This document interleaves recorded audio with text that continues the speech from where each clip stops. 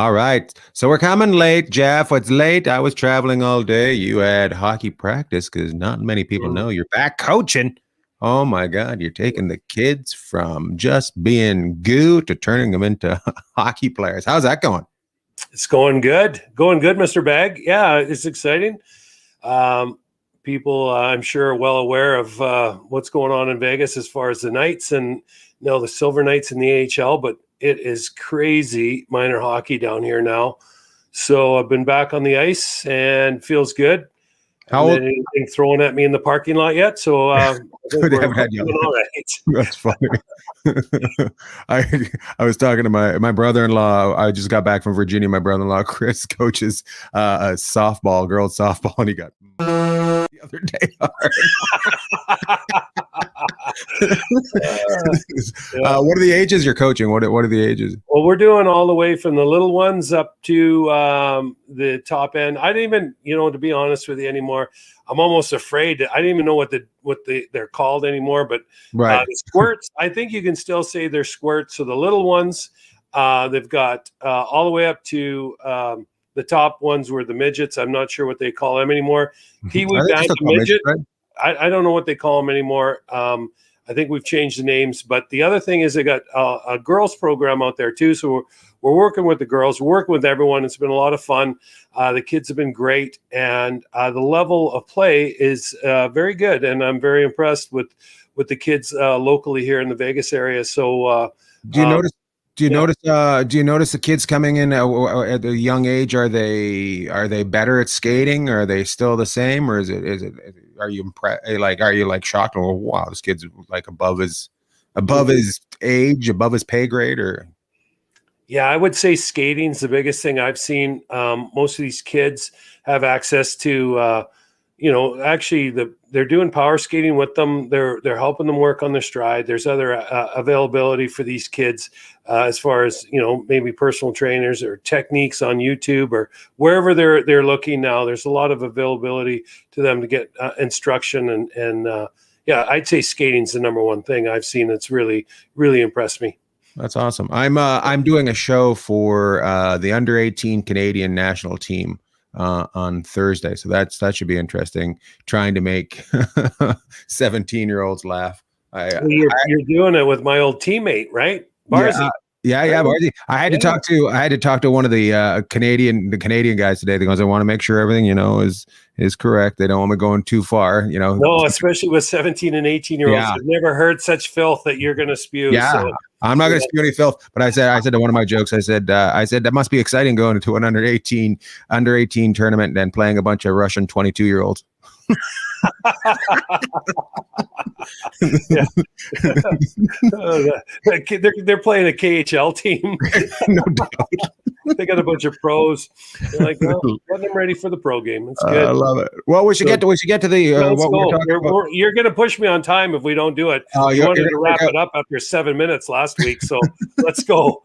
Welcome back to the internet of good. So I guess we start out. I'm wearing the Las Vegas Knights hat, and I'm wearing the San Jose Sharks shirt because that is the game that was tonight. Patrick Marleau, 1,768 games, more than Ian Bagg in the NHL, and it's pretty impressive, right? You got to give it to a guy not to be hurt ever. That's basically what it is, right? For him to play that many games. I watched the game tonight, and I got to tell you, I hope that everyone gets a chance to see this. He had a breakaway, I believe it was in the first period. Robin Leonard, the Vegas goalie, made a great save on him. Still got great wheels.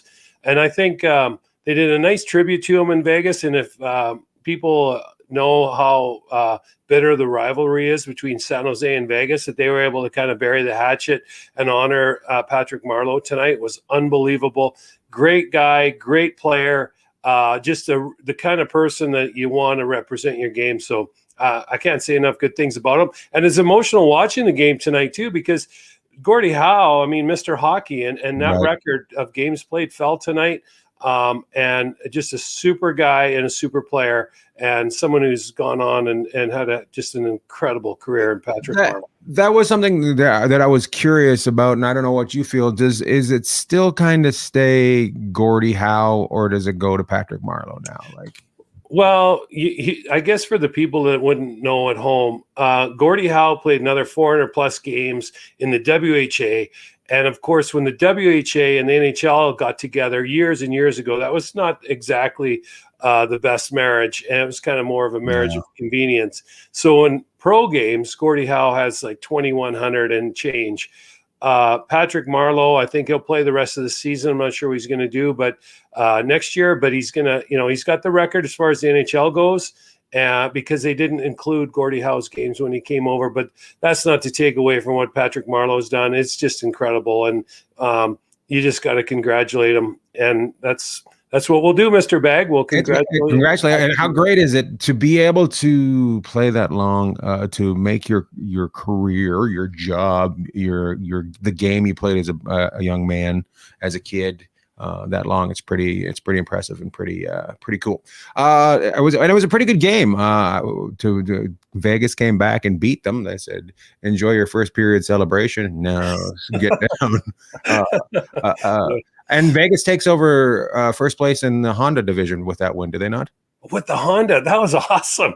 Where'd you pull that from? I just did. That was good. I know you know all those division names. Well, I'll say this. Honda West. It was great. The game it ebbed and flowed, but I got to say it was the most entertaining overtime I don't know, maybe I've seen all year.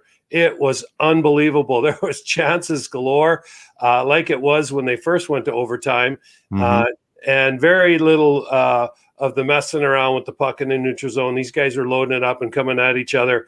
Both goalies made huge saves, and that was exciting. And Vegas is now on top because Colorado's in the rest area dealing with COVID. So, so it was good. It was kind of fun. Didn't have any of the nastiness that they normally have, but it was a great game. And Patrick Marleau played really well tonight. So unfortunately, they couldn't come out with the 2 points, but it was a heck of a game.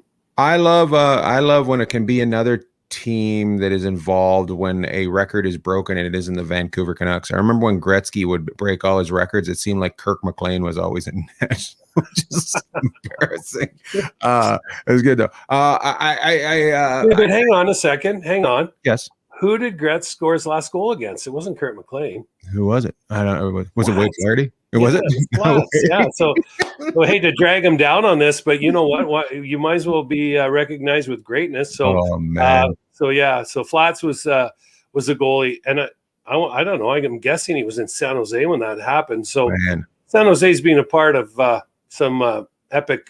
No, he would have been in San Jose then. He probably would have been I remember I think he would have been in Long Island then, wouldn't he? When that where he was? I don't know, but we'll call him up and ask him. I remember them talking about it a few weeks ago. I didn't even know that. I had to text him. I go, I didn't know Gretz scored his last goal on you. So that's a little feather in his cap. That's what he's a young man from Walsh Avenue, too busy trying to get an autograph on a stick. That was going on. I didn't get to see many games this week. I listened to the Vancouver Canucks game last night, and it was pretty exciting. They had way more go than I expected them to have after coming off such a harsh COVID trouble. What did you think of the game? Yeah, very impressive. Of course, their best player, one of my favorite players to watch in the league, Bo Horvat, scores the winner for him. He also got another goal. He had 2 goals in the game. I watched Toronto. Oh, you're back to Lord Bagg this week. Okay, it says Lord Bagg down there. Okay, so you're back to Lord Bagg this week, Mr. Lord Bagg. I watched Toronto, and we've discussed this before, and maybe we talked about it with Snacks, old Hershey up there who calls radio for the Canucks, Corey Hirsch, our good friend. But and he likes Snacks.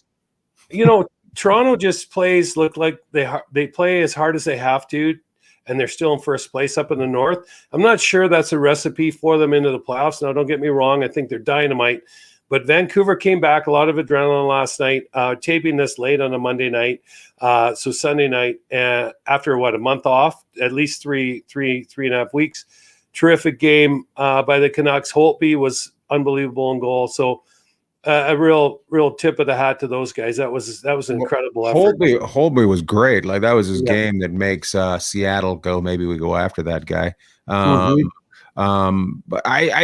it was confusing to me that Toronto wasn't on top of Vancouver. You know, they take the foot off the gas too much, that team.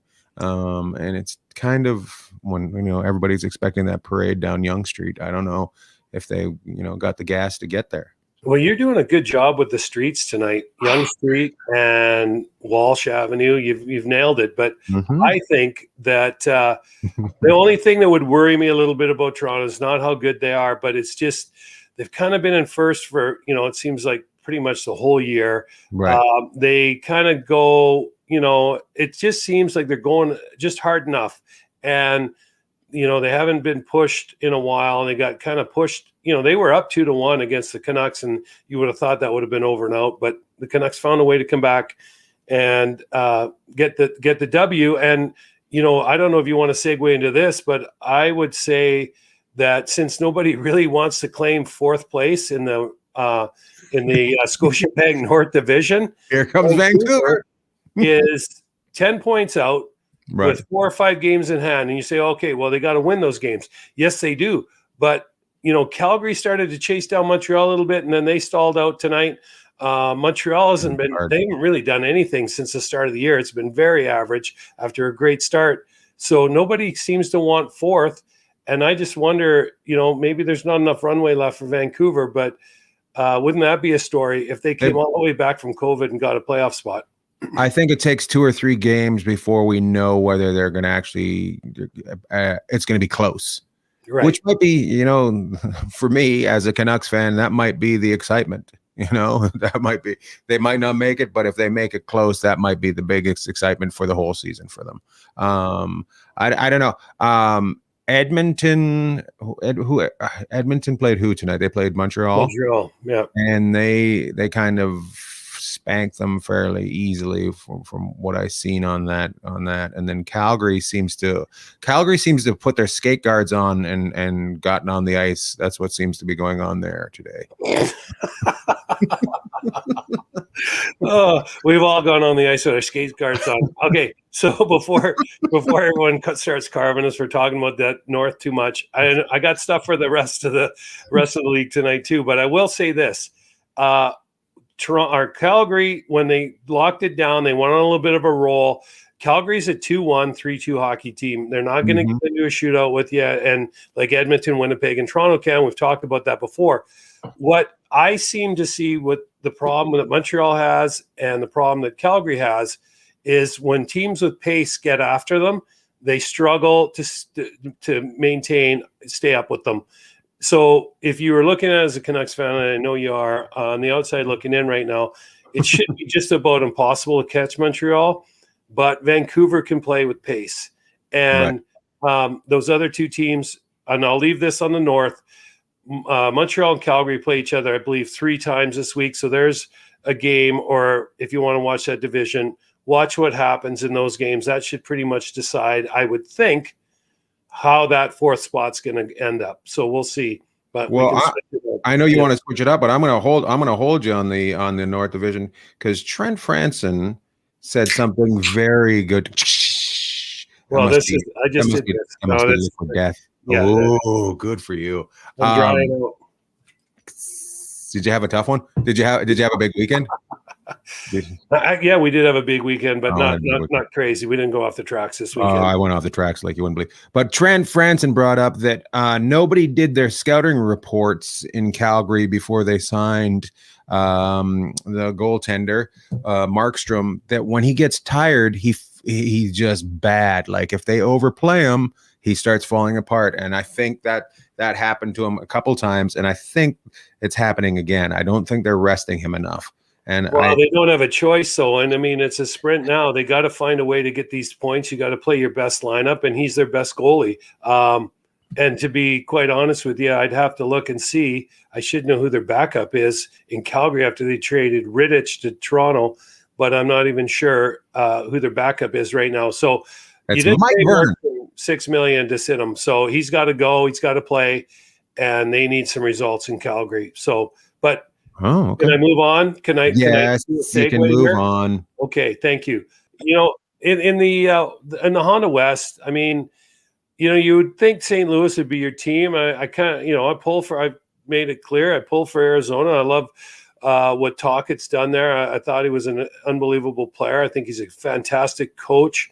And they're fun to watch. They play fast, but they're kind of scuffling with St. Louis, and no one can decide who wants to get in, and it's going to come down to the end. But St. Louis has the toughest schedule out of all those teams that are trying to make it. They have to play Colorado numerous times, and they got to play Vegas a couple more times. So, and they have to play Minnesota, I think, too. So it's going to be tough for them. They've definitely got uphill battle the whole way, that team. And if they get in, then they deserve to be in. If they don't, they don't. So what are you going to do? Now you're frozen. That's awesome. This is going well. Our internet is worse this week when I'm at home.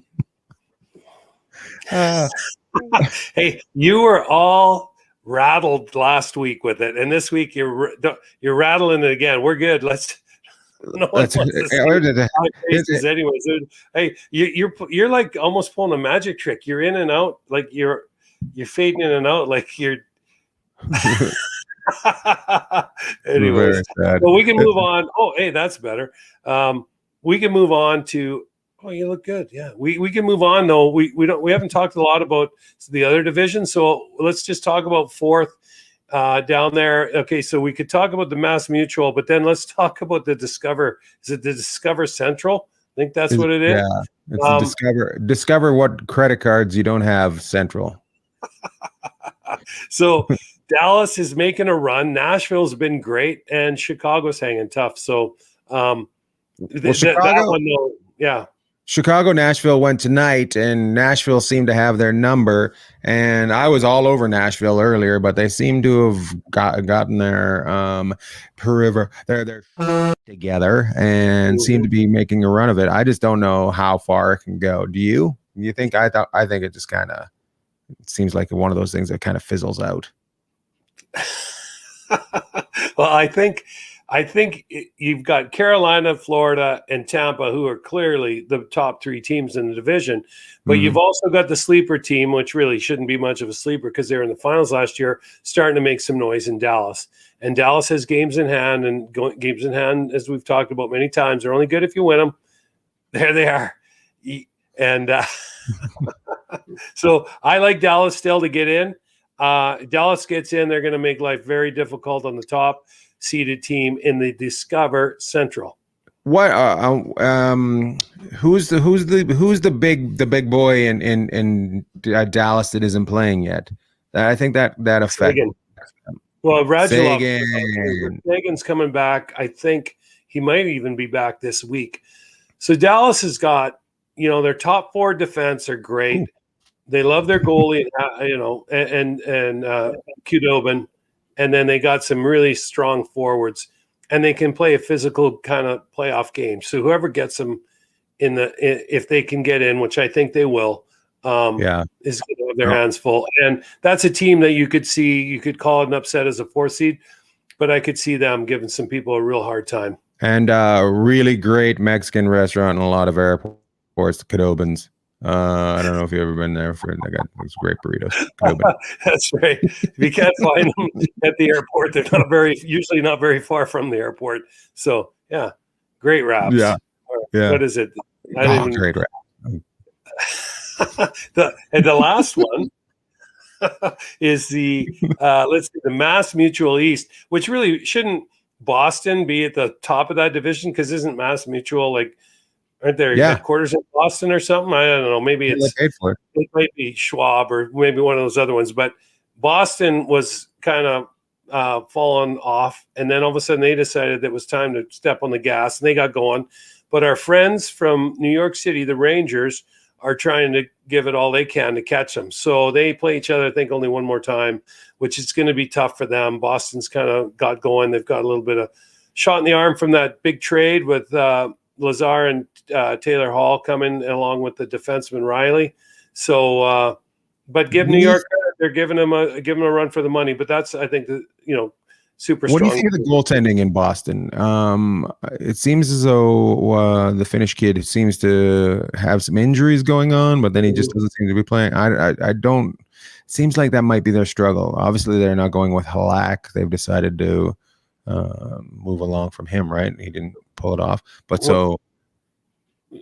Yeah, but Rask, I believe, Halak might be hurt too, but Rask was hurt. So had this young fella named Swayman that came in, the pride of Anchorage, Alaska. I looked him up, and he held the fort for him. And now it looks like Rask is back, and so Boston's kind of back playing the way they know how to get it done. And again, another the fourth spot right now out there. I don't know if New York can catch them, but that's a real deep division, and a good team's going to miss there. I honestly don't. I don't think New York can be sad if they miss. I think they've kind of grown a little bit this year.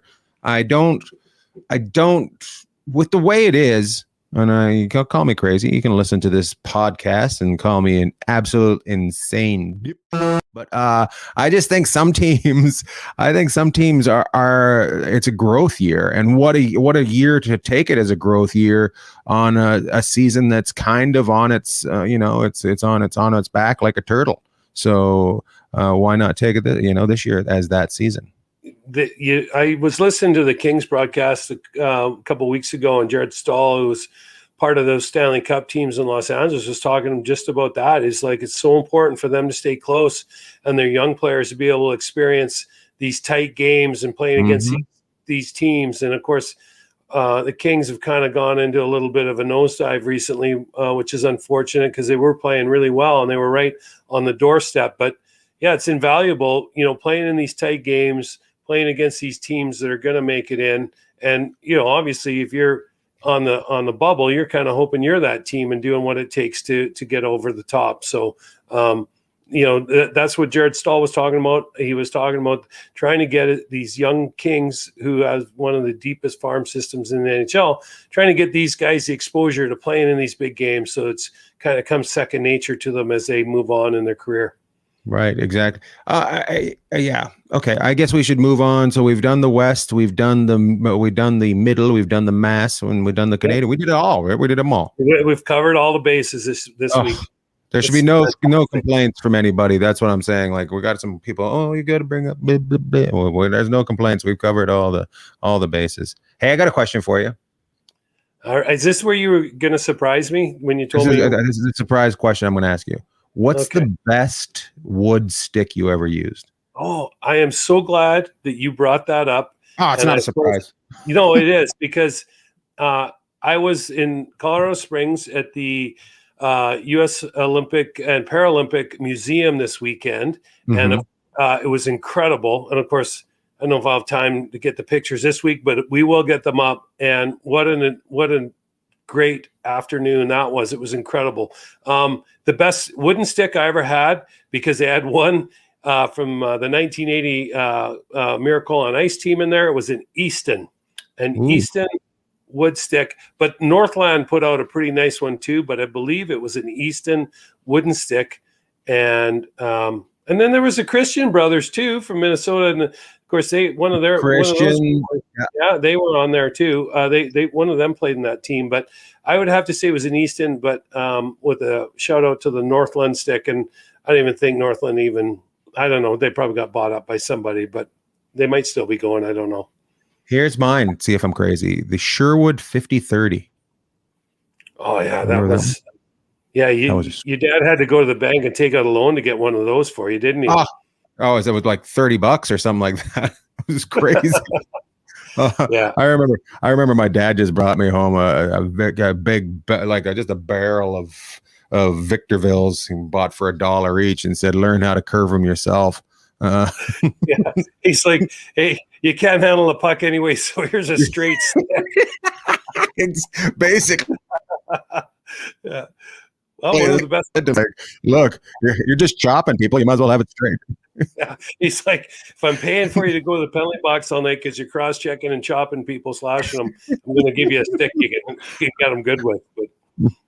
But they figured they might as well had a tutor, and I should have been learning math while I was in the penalty box. I was in there so much. That's right.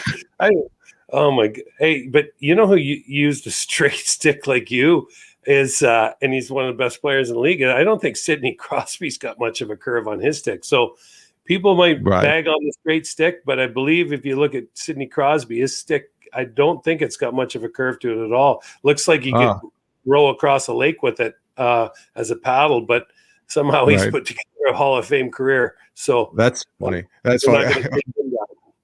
We brought up early squirts and stuff like that. I remember my first squirts practice. I had no shin pads but had the full visor of my mom being Australian. Protect his face, forget about his knees. Because you'd never fall, right? Yeah, no. So that's good. I just want to know because I can't remember. Somebody was they were showing curves because somebody, I can't remember where I seen it, but they were showing floor hockey curves. You know, the old. Those are the best. Old floor. Yeah, and I remember the 50-30 came with a quite the curve on it. Oh, that's you know what? But nobody, you could never have a curve like you could with a floor hockey stick. I mean, that was wicked, right? Those were the best. Those are so good. Yeah. It was like cranked it on somebody's head. That's how you got the curve out of it. Just from ear to ear. Just that was the curve. That's right. You just bend it around your head, and once it touched your other ear, you were good. You could go out and play. Yeah. I love it. Fantastic. Floor hockey was great. Now it's the best. What else? We got to talk about a couple things here. Should we do some shout outs and let's do some shout outs and game of the week as I just disappear into the ocean. Well, of course, we got a shout out to Patrick Marleau, breaking Gordie Howe's all-time games played record in the NHL. That is unbelievable. So that's one of my shout outs. So I'll pass it off to you before you disappear on me into the screen there, into the ocean. Have I disappeared completely? There we go. Just my camera. I'm back again. My camera just stopped working. So interesting. My shout outs are Milan Lucic. He got his 1,000th game in this week. And the reason I gave him the shout out for that, very impressive. He got to 1,000. But if you want to see a guy turn into a monster, pretty good looking kid. And by the time they got to 1,000 games, just looked like a shark coming out of the water after eating 1,000 seals. It was awesome. It was just very impressive. And here's my big shout out of the week. My big shout out goes to two guys that have a podcast, Paul Bissonnette and Ryan Whitney, for Pink Whitney. So I'm in Virginia this week. I go to a family function down there, and my in-laws are getting just cranked on Pink Whitney. And I'm just like, are you serious? I'm like, hockey guys came up with that. And they're like, we don't know about that. It just tastes good. So I had a Friday night at about 4 a.m, just hammered in North Carolina. That's where we were, yelling off the side of a building, thanks to young Ryan Whitney coming up with a alcohol. So shout out for that. Yeah, no, for sure. Those guys are hilarious. Yeah, they do. And that Pink Whitney, it's everywhere. You pick up a flyer for a paper, local grocery store, you know, it's in there. It's on sale. Those guys have done an incredible job. I wanted to mention this too? Can I mention this too? Absolutely. You're not done? You're not done. Okay, sorry. No, I have to mention, it's just horrible. It is absolutely horrible. Hey, we're trying to. Yeah, well, there goes the neighborhood. There goes the neighborhood. We have what 10 million people listening. We'll be shut down in a week now. Way to go! Yeah, good for them. And nothing against them, but honest to God, it tastes like antifreeze. It's just pink antifreeze is all it is. It's sweet, and you feel dead afterwards. Oh my goodness. Well, I don't know how I can top that. But so I'll just leave it. I guess my last shout out probably had a bunch of them, but we're just winging it this week. I guess we just wing it every week. But shout out to no, we just wing it every week. Okay, go ahead. It is 10:30. Well, we'll say this: it's 10:30 at night. It's 10:30 at night. I've disappeared into the ocean. You're yelling at me and not hearing me. Oh, it's fantastic. Good times. Go ahead, do yours, and let's wrap this up, Jeff. Let's get her going. I had to get on the roller before I came in here tonight. Usually you're the night owl and I'm asleep. So that was good. Oh, I want to give a shout out to you this week. First of all, you had the Coke bottles on that were bigger than mine earlier, but I wanted to give you a shout out this week for not trying to wrap it up 7 minutes in. I just gave up this week. Hey, thanks for sticking with me this week. That's funny. The funny thing is, we're trying to get everybody to listen to it, and I think that's best after seeing this video that we did today. Okay, one more time. Love to all. Love to all.